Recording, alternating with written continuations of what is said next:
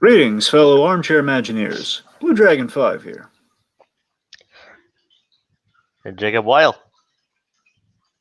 And Monkey, for some reason. Ladies and gentlemen, as we find ourselves on the cusp of Disney's big venture into the world of streaming, even courting a war in the process, we thought it'd be nice to stay up to date on the ever-growing catalog and rule on what's a must or a bust on Disney Plus. Wait, this is an egg shaker. I should get it away from the child. Yep. See, unfortunately, Tiki couldn't make it tonight.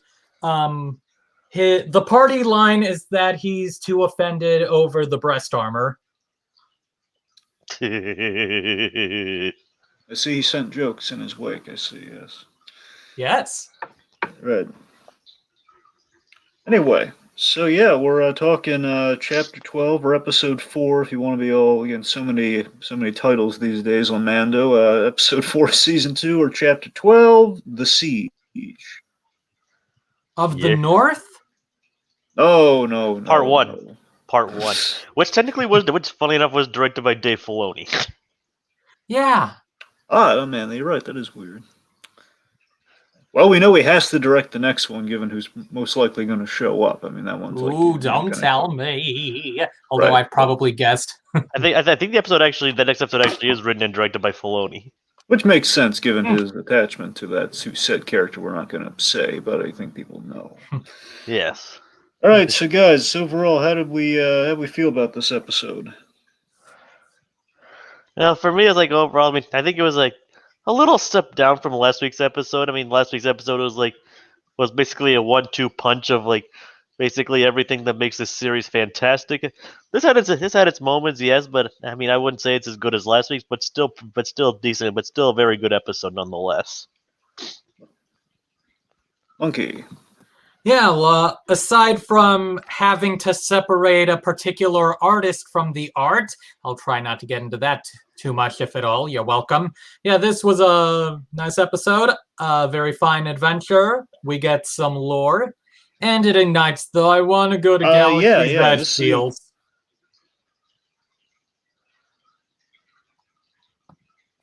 Hello, we still there? Can you guys still hear me? Yes. All right, good. Sorry, I don't know what happened. All right, anyway, sorry, there's like a little blink in the image. I thought something might have gone wrong. Anyway, what have you done? Okay. Anyway, the point being, yeah, this episode was an adventure with old friends before the big, before our big plot episode, which is probably going to be next week. We did thread the needle with some big stuff that again is probably going to come to fruition either in that episode or like a little later in the season with Gideon's plan, which I'm really excited to get to. But it's just a fun return to Navarro. I mean, we love Navarro. It's one of the great highlights of season 1. A lot of big fun stuff happened there. Of course, who can say no to Carl Weathers? And he's in the directing chair. Good old Carl. Apollo Creed. Apollo Creed directed this episode, kids. How much better can it get? Like, how many of the directors have appeared in their episodes? Like, definitely him, Taika Waititi.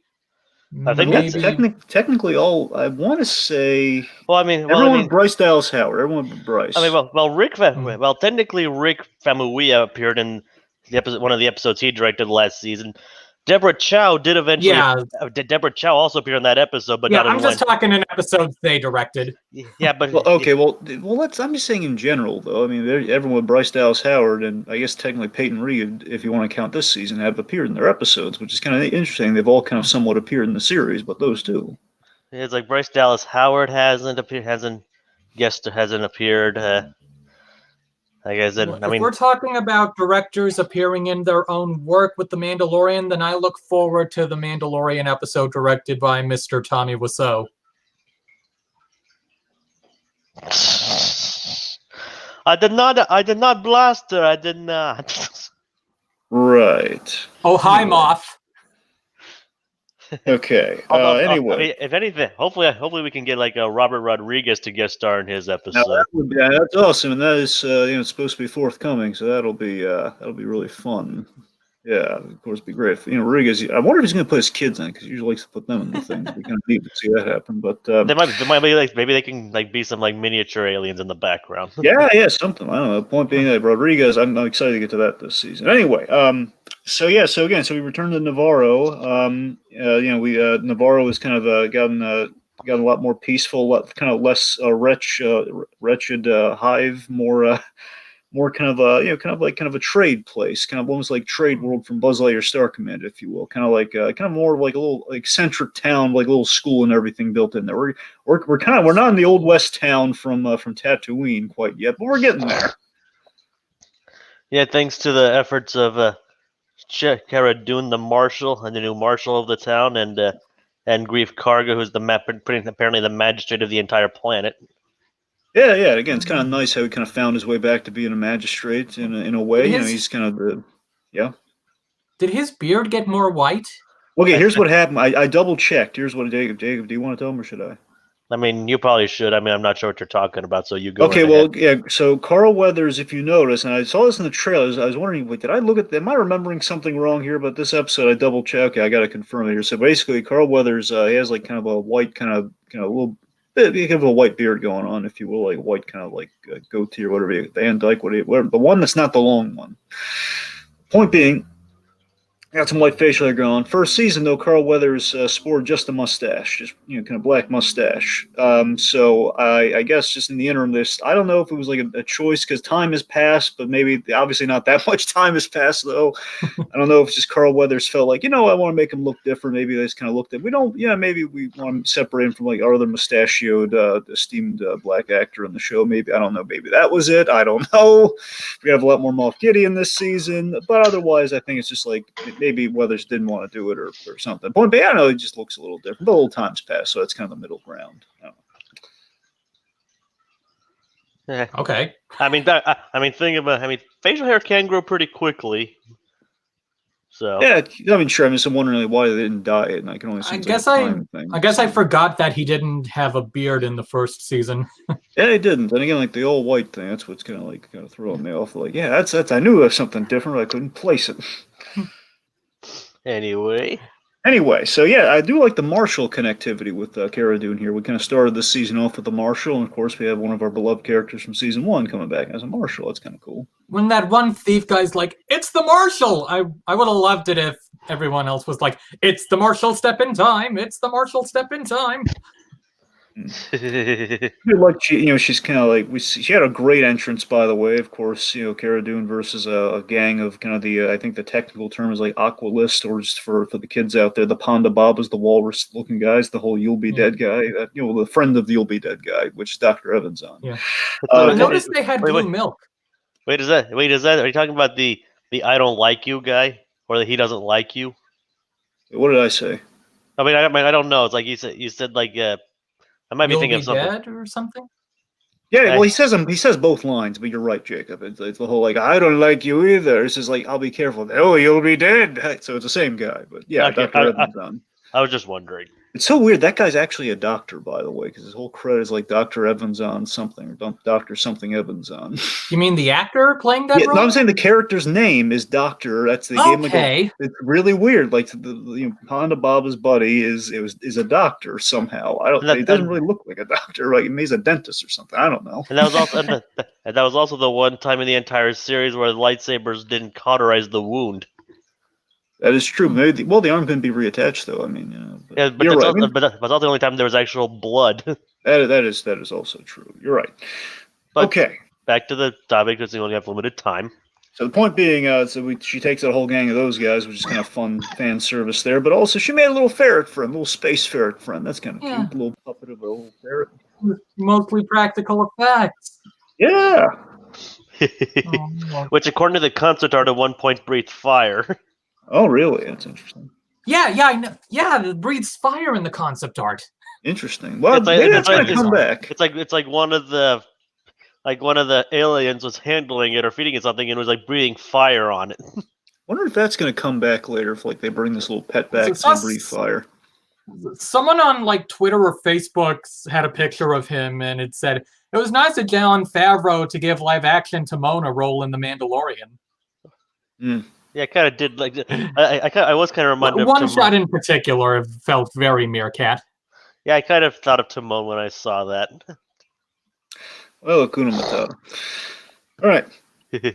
So, I think we all kind of suspected, Mando, he can't quite get from point A to point B, which is going to be our big next episode without, because Razor Crest was in disarray. I don't care if he spent 1,000 credits to get it all like patched together with the fishing net and everything. That ain't going to cut it in space. Especially from the Mon Calamari. Exactly, Mon Calamari. Apparently great military leaders, terrible carpenters, terrible builders of the. They're just like they're basically like they're chewing gum and Scotch tape guys. More like terrible mechanics. That's a word. You're right. Yeah. God damn it! I'm picturing Stu Pickles as a Mon Calamari now. Well, there you go. What are you doing? This is going to put Pickles Industries on the map. It's a map.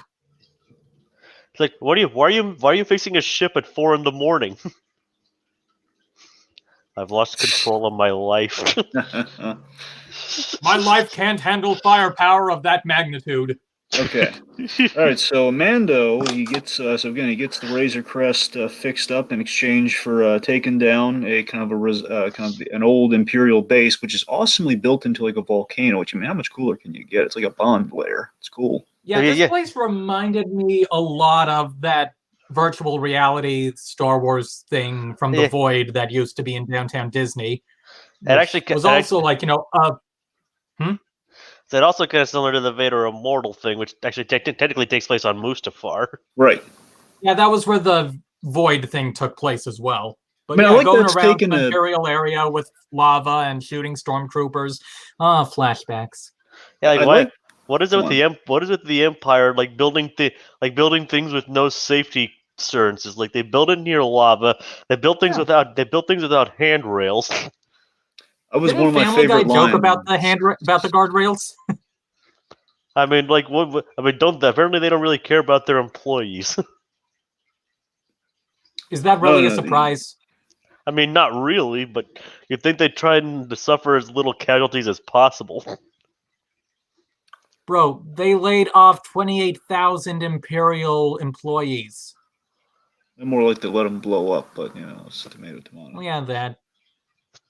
Point being, the Empire definitely, the unions were not their strong suit, but refocusing things a bit. Yes, the handrail, the guardrail thing is really funny. It was the main thing I keep thinking of whenever I watch Force Awakens, where it's like the old thing has always been like, I mean, yeah, my God, like the minute like Han and Kylo Ren are walking on that thing, where are the guardrails, man? That's a safety hazard, which obviously it was. And yes, Family Guy reference for sure. Like I keep asking someone to put a rail here, and they don't answer. It's not going to matter more rock stars. Those guys anyway. Yeah, he's in like. Mothrill, I don't know if that's his name, the blue guy. Like he openly mentions, like, why isn't there like a guardrail on this thing? Yeah, of course. I'm glad. Yeah, he's back.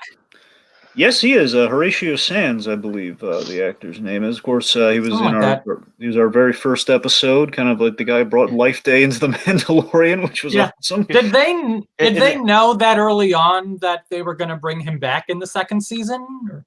I don't. Well, then I mean, they are shooting it shortly after the first season's made. I mean, I think they probably had an idea. I don't know if it was like a certainty, but maybe it's like I think after they saw the first episode, they probably say, hey, "Let's get him back in while we're doing season 2." While we also find out why he was being hunted in the first place. Well, I'm sure not just going to throw him in randomly. This show actually does its research. Well, okay, we got to give him a reason for being back. Well, we did leave him with Karga. Randalorian. Yes, the Randalorian. Yes. There's all kinds of puns you can make with that name. Absolutely. But anyway, yeah, it's because Karga was at. We did know that Karga was after him, but now we know why. Yep, and I love the running gag of him working off a 350-year debt, and of course, Karga offering to run it down a little bit. Yeah, it's like 350, but who's counting? Like I'll knock 150. I'll knock 100 off it, but he'll probably still be dead by that point. As if at that point it means anything. Okay, before we go further, I want to highlight some comments that we have. We have Atomic Beast in the comments. As he pointed earlier, Carl Weathers also in Predator, true, and of course wonderfully celebrated in Toy Story of Terror. So get that in there. Combat Carl. Combat Carl finds a way. Never gives up and he finds a way. And also embraces Cough in the arm. He was ahead of everybody on that. Okay, so let's see. It says, "What do you think is the relationship between Clone Wars Death Watch and Mando's The Watch?" Well, honestly, I'm pretty sure they're the same thing. They're kind of they're pretty much like delineated. It's just like a shorthand for Death Watch, if I'm not I mean, mistaken. I haven't really watched the entirety of Rebels, but as far as I'm concerned, the Watch was never truly abolished. I mean, Pre Vizsla got killed by Maul, and he kind of like took them over. But as far as I'm aware, the Death Watch never actually got fully went away. But actually, I think I misunderstood that question. I mean, I think he's pretty sure it's the same thing. I guess what he's asking is what's the relation between just the two shows and how they're going to interact. And again, I think it's going to be maybe with a Mando arc of him getting ready to take off the helmet and like being able to put it back on again. I think that's really where it's going. I imagine it might be at the end of this season. I think season 3 we're totally going there if we don't get there by this one. I think Boba Fett's going to tie into that in a big way. I think it's going to be the whole him maybe having feelings about Boba Fett, but again, his horizons being opened a little.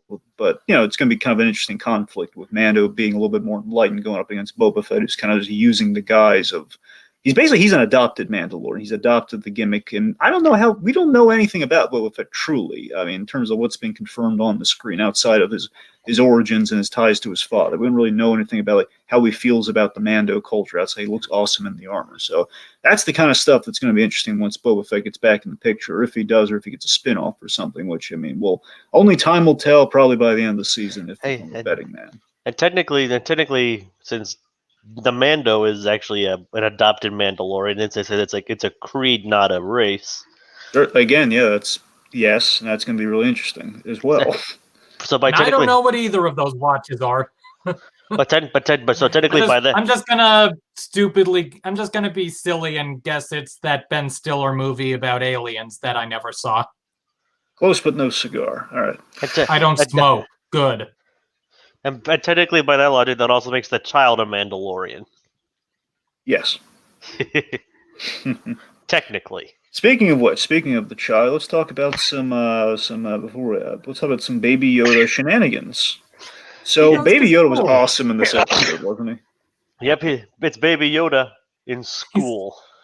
He's a little. He looks, adorable at that desk, obviously. I loved the opening with the whole like Mando and Baby Yoda having this wonderful shtick that opened the episode where it's like, okay, he's just trying to fix the ship before they have to go to Navarre. It's like, okay, take the red wire and take the blue one. Don't let him touch. No, don't let him touch. And then, I just loved Mando's like his comedy and within the helmet. It's like you wonder, can the child actually understand what he's? But he kind of does, but he's still a kid though, and the kid just doesn't. Yeah, it's it's a good thing the Mando doesn't have to deal with child labor laws.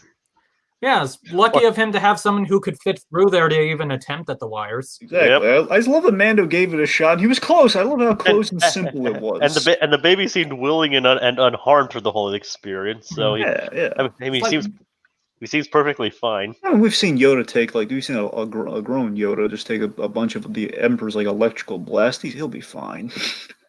How is it we got 2 Baby Groot-esque moments from the child in this episode? Like first this bit here, with the not getting the wiring right, and then later when he vomits. Right. Well, it's kind of like a standard baby-esque things to do in these kind of settings. Yeah. Sure. So speaking of which, also I love how this is adorable to me. I just love this image. I love Mando. Again, I love though he's kind of getting there with the helmet. I love he just kind of lifted it enough to eat the soup. And I love just seeing him and Yoda is kind of having some little soup break. Because I love it. Anytime Baby Yoda has a little thing of soup, I love it. It's my favorite of the Mando. One of my favorite of the Mando images. So with little bone broth soup and the chowder and stuff like this. Like, oh, look at them. The two of them have a little soup break. It's adorable. And how can it get any better? Space cookies. Cookies. Yeah. Yes. Come to the dark side. We have cookies. So that line was very prescient, evidently. Yeah, it's like he saw those blue. I mean, they're basically blue macaroons. Yeah. I think the credits are when they're brown, but yeah. I still really wish they were like because they kind of look like I'm not a macaroon guy. I guess I didn't know. I just thought they were like blue, like Oreos, the white coated Oreos, like the white chocolate or white something Oreos. Like they're just blue. But blue cookies probably macaroons. But what I was saying was like. He's trying to he's going out to the blue macaroons, looking at the girl, asking her if she could have some, and she's like, no. But Baby Yoda, the child doesn't take no for an answer and just uses the Force to Of take course. them from her anyway. If we learn anything, man, Yoda in every form too, even going back all the way to Empire, Yoda is a hungry guy. He's always hungry. Yeah. he's like stealing Luke's. Luke's giving him his rations, and we have again this Baby Yoda eating every time in this, and so far in these episodes. He's a growing 50-year-old baby. Yeah, exactly.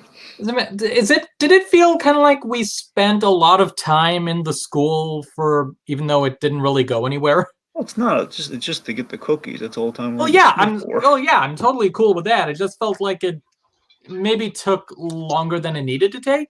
I don't know. It's also setting up the whole Navarro on the track. If I'm reading it correctly, I want to say we've turned the bar into the school, which is pretty big. Yeah. We're just kind of driving out the With a protocol droid. Yeah, the protocol droid is one of the teachers. Yeah, that's a great call too. Again, kind of playing with the similar toys, but not quite the all stars, like not C-3PO, but protocol droid makes sense. Yeah. So will they sell these blue cookies in Galaxy's Edge eventually? They have to. I mean, you'd imagine. I mean, once they ought straighten to. out the current mess that we're in, they got to. It's a logical conclusion. Maybe down the line, blue milk macaroons. I mean, how much better can Christmas get? What do you want to leave out for Santa Claus if you're a Star Wars fan? Blue macaroons and some blue milk. It's like blue milk. We had both of those in this episode, so. Mm-hmm. Yeah, but one of them even got, and Baby Yoda had evidence come out of him. Yep. Well, to be fair, again, I love that with the cookies at all. He tossed his cookies, but he also he used the Force to grab his cookies, and he tossed his cookies. Yes. Dragon, you'll be glad to know I'm very tempted to make a particular Hey Arnold reference right now. I know you're referencing right now in your mind there. You don't have to. I get it. And it's not I was hungry. I know it's not that. It's a turtle episode. I get it. All right. I don't know what you're talking about, but you can say it after the show. Okay. Anyway. Okay. So let's so before we talk about the big kind of Gideon's plan of it all, I want to talk about our fun action sequence. Let's talk about the Trexler Marauder chase. My God, how the Trexler Marauder! I love. It's basically like a high-speed chase. Yes, and I love that it's like the closest we're gonna get to like Star Tours so far. It's like that the way that I don't know why I got such a Star Tours vibe. Shot that looked straight out of Star Tours. When it goes over, it's like windshield thing, and it's going down into the gorge. That was so much heading down into the trench. That's what I'm saying. It feels so. I just love that. Again, it's not exactly the same thing, but it feels so indicative of Star Tours. It was awesome. Like I love how it starts off with like the speeder bikes, like the troopers on the bike troopers or whatever I forget if they have a proper name. Yeah, speeder bike troopers. Yeah. Yeah, bike troopers.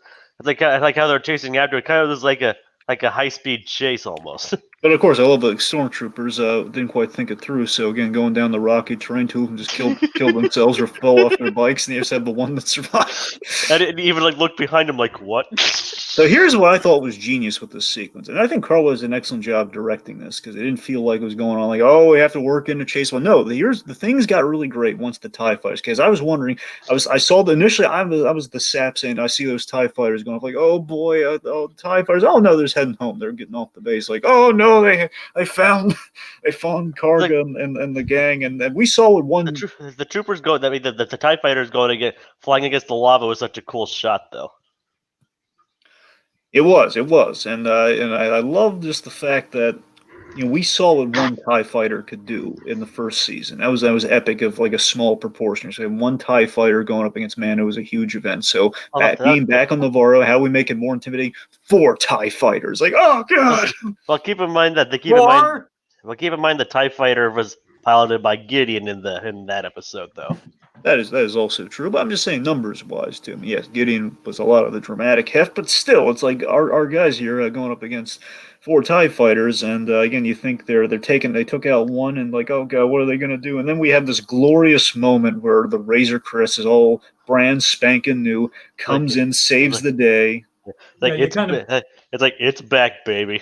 Yeah, it's like I sort of figure, right before the thing showed up that it would, and I wasn't But for whatever reason, I didn't think he was going to get the child first. So, ooh, what a twist! He got his kid first, and then the child's enjoying the ride, going yeah, going like. Well, But Well, I like, thought he was going to be on the jetpack doing this, and then seeing him with the full-on Razor Crest. I mean, it makes sense. It's like, oh my god, it's even better. The Razor makes Crest is sense. back. and then the child's like, hey! Yep. It's like putting its arms up in the air, like it's just a fun Yes. ride. Yep. And again, he had the kid not eating too much cookies and might have ended that way. It's exactly like a roller coaster ride. Exactly. Yeah. By the way, that New Republic pilot who we set up in that second episode, the guy who's like in the aftermath, like saying, "Oh, so I hear the Razor Crest." Oh no, I never said the Razor Crest. It's an old chain code. No one knows what it's an old. These guys don't recognize pre-Empire. But I love the guy's really an idiot because he's asking I thought the dumbest question in the episode to Cara Dune, like, "Hey, I heard you're from Alderaan. Did you lose anyone?" Yes, she lost. What? You make a good point. You moron! It's like she lost She's from Alderaan. Put 2 and 2 together, man. He said dope. he fought there, right? Yes, he said. Presumably, like he heard about Anor, and then he got in the fight. But still, it's like she's from Alderaan. He knows this. Yeah. Yeah, seriously. You jerk. Yeah. Did you lose anyone? Yeah, I lost everyone. It's like, yeah, that guy's what an idiot.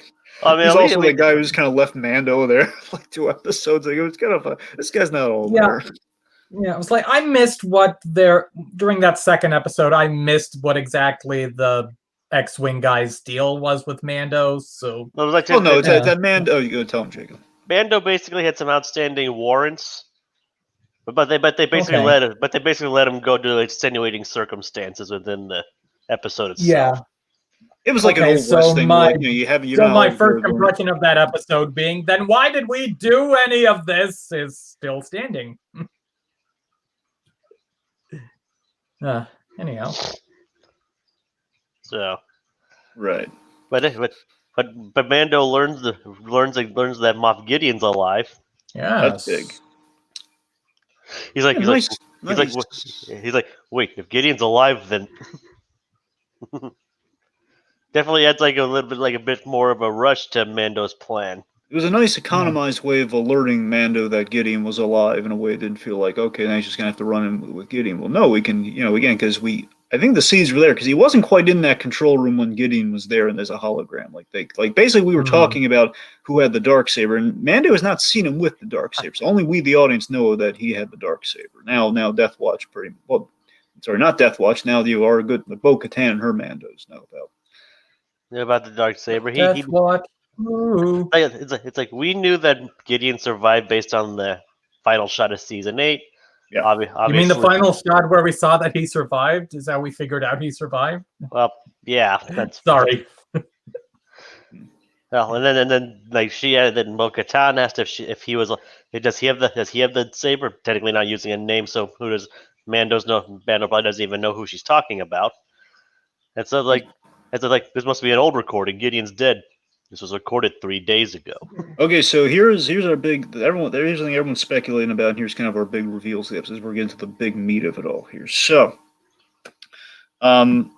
apparently the deal was the reason Baby Yoda was sought after this whole time. We kind of got a glimpse at it in season 1. We didn't quite know why Baby Yoda was the asset. We assumed it was because of the whole Jedi thing, which now we kind of confirmed, but we also had a practical layer to it where they've been using Baby Yoda's blood because of his high M count, which is their delicate way of saying midichlorians without sending everyone into a tizzy, which was smart. The M count and again, I like that Favreau's kind of in a sense redeeming the midichlorians, so like kind of making it cool, but making it kind of sly. It's like, yeah, the M count, but we're using it for a practical reason, I'm buying it back. And they're tying it into the clones. Yeah, which again makes sense. Which again, this is a great meeting of the two prequels in a sense for our new story, where we're kind of basically the idea is you use the blood of a Jedi, basically a high midichlorian count to create a force-sensitive army of most likely clones. But again, so far they need Baby Yoda. They can only take so much blood, so they haven't had enough to really kind of have a working donor yet, or have a working just kind of end result. So it's so far they still need the living specimen. They need a Baby Yoda and or something more. This is at least the speculation of the plan so far. Yeah, I mean, just based on what we have with one episode. So I mean, pretty much. I mean, again, we saw like a floating thing in a tank, which I mean, pretty sure it's a clone. But you're right, we don't know 100%. I mean, it could be like maybe Yeah, not. I hadn't thought of clones. Like some people have speculated that's like a prototype for Snoke. Other people just the simple clone of it all. But I mean, you're right, Jay. We don't know I quite mean, yet. I mean, for all we know, just could be like they're creating an original species or something. Exactly, it's entirely possible. Yeah. Now the big They speculation at the mentioned end of something about like a volunteer. sure what? They mentioned something about there being a volunteer who they're Well, doing the experiment on or something. Well, I don't quite not a volunteer that they had a test subject or something. That was Baby Yoda. That's who they were referring to. Hmm. But but here's the thing: like they need another. They could use another one that's a little little less Baby Yoda-esque. Because again, Baby Yoda it's only a baby. They can take only so much blood from it before killing it. So that's the problem. They can only if they had like an older one, which again presumably our next our guest star in the next episode will be the main target if they can get their hands on that person. Well, Yeah. we'll find out. All right, so also big thing too, big thing everyone's speculating about at the end. So Gideon, he made a really genius move here, which of course you can only John Carlos Esposito usually plays smart characters, and this is exactly one of the reasons you love him too. Like this Moff Gideon, um, he has this great move where he had one of his guys put a tracer on the Razor Crest. So now Mando is he's leading him to Baby Yoda, whether he knows it or not, and possibly something more, which is going to be trouble for both him and our guest next episode, most likely. And so he made a smart move there, and the big speculatory thing is that we saw all these suits of armor at the end, these black suits of armor, which, I mean, the easy answer is they could have just been like the TIE fighter garb, like little TIE fighter outfits, could have been Death Trooper outfits. But most likely, there's a piece of canon. There's a piece of, like, again, like basically a thing from, like, I believe some expanded universe stuff that I don't know, maybe the video games or something, hasn't quite made the movies of the Clone Wars, so I can't call it 100% official until we get in the next episode, possibly, or something. They're called Dark Troopers. You ever hear about this, Jacob? Dark Troopers? Yeah, they have been featured in some games. So essentially, Dark Troopers, from what I hear, sometimes they're clones, sometimes they're droids. The point being that it's like an exosuit sort of thing, and that's basically what that whole lineup was. Basically, these are like kind of exosuits that would be kind of like what's something that could actually contend with the Mandalorians. It's going to be something that's kind of like, imagine if you had a bunch of force sensitive like kind of clone droid like hybrids going after the Mandalorian. That'd be pretty. It'd be pretty considering how the original like Mandalore himself was like kind of like a Jedi. I wonder if they're like trying to recreate someone like Mandalore. Jacob, I'm so glad you brought that because I think ultimately, again, I'm speculating about the army, but ultimately, I think that's essentially what we're thematically doing. At the very least, we're kind of doing it with Gideon, but that might be.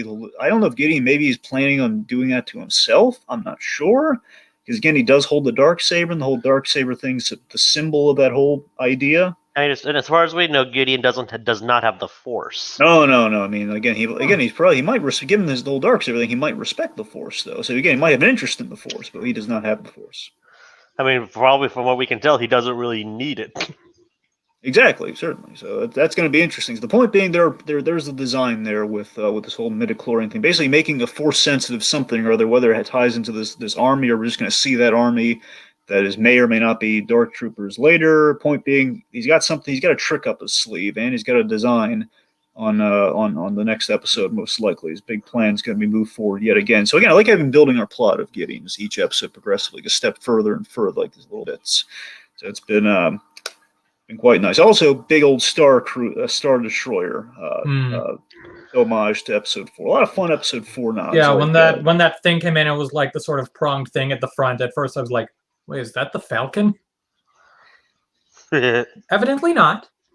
Oh no, but yeah. One wonders like how these remnants of the Empire survived, and like how they're like still establishing power. It's like doesn't seem like anybody seems to recognize like Gideon as like a power anymore, but well, logically, I'm sorry, Jacob. But it seems like he's still definitely making his presence known, regardless. Yeah, I mean, you got to imagine, Emperor goes down. It's kind of the age-old thing everyone's kind of joked about with Star Wars after Return of the Jedi. Before 30 years later, it's that the Emperor's dead, but we're just gonna turn tail and give up. That's the end. Where it's like, yeah, there are a whole bunch of Star Destroyers and Imperial stuff just kind of out there, and somebody's going to accumulate that. Like there are like like kind of lower guys still up on the totem pole. They might have some feelings about things. Which again, so presumably Gideon's like the guy who's probably stockpiled the most, or he's just kind of running the game the most out of all the kind I of mean, Imperials turned warlords. I mean, not only does he have like the ship, he also has a bunch of loyal soldiers and stormtroopers too. Exactly. So I Right. mean, again, he's And obviously quite a bit at his disposal. Even enough where he can order them to commit suicide. oh yeah. Again, the point he's cultivating like the Empire in its glory days. Gideon's a force to be reckoned with, and again, interesting force. Yeah. He's sorry, I keep interrupting, but he's kind of like considering that the rebels already brought him in. He's kind of like another version of Thrawn, Right. Vice Admiral Thrawn from the novels. Right. I think he might. I forget if he appeared in Rebels or not. Yeah, Thrawn was in Rebels. I do know that much. But like I said, Gideon is kind of beginning to remind me of him. Sure. But again, I think ideologically, I think that's kind of where we're going between him and Mando, which has always interested me in the first season, just those two guys being in contrast to each other. I like how we're kind of taking it to a deeper level here, where he's kind of like, if Mando's reconciling kind of the religious element of the Mandalorian of the way, he is kind of doing that with the Empire, where again he and like the